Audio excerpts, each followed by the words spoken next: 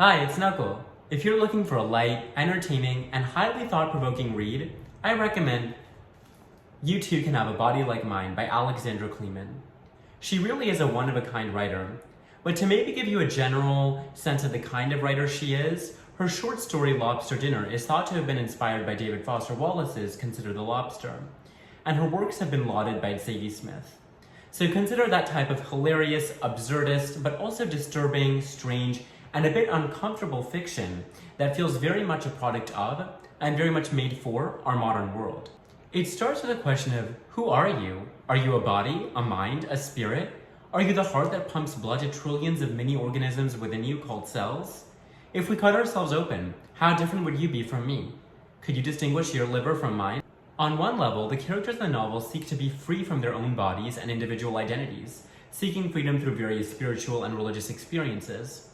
On the other hand, they seem deeply threatened by losing their individual identity and specialness, which is in many ways rooted in individual identification with the body. Food product advertisements, cosmetic commercials, and adult films interfere with the characters' relationship with food, beauty, and sex in the physical world. The bridge between the two-dimensional world of TV screens and three-dimensional physicality of human life, which we often think of as clear and firmly established, is actually revealed as quite hazy in this novel. The novel exists in a world that could be our own, but isn't quite. It's a world that's both mundane and disturbing. My favorite part is that the characters in the novel don't have names. They're identified with letters. The narrator's name is A, her roommate's name is B, her boyfriend is C, etc.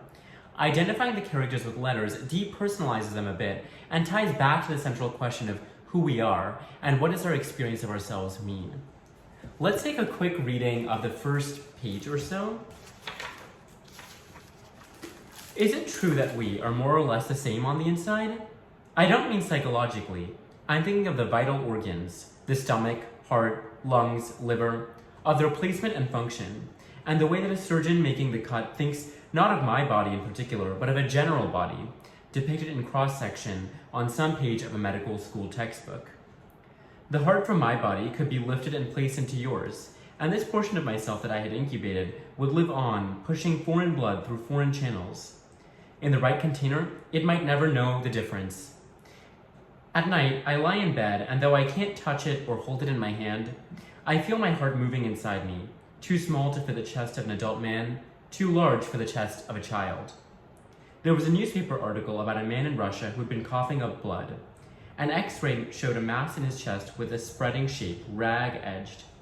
They thought it was cancer, but when they opened him up, they found a 6-inch fir tree embedded in his left lung. Inside a body, there is no light. A massed wetness pressing in on itself, shapes thrust against each other with no sense of where they are. They break in the crowding, come unmade. You put your hand to your stomach and press into its softness, trying to listen with your fingers for what's gone wrong. Anything could be inside. It's no surprise then that we care most for our surfaces. They alone distinguish us from one another and are so fragile, the thickness of paper.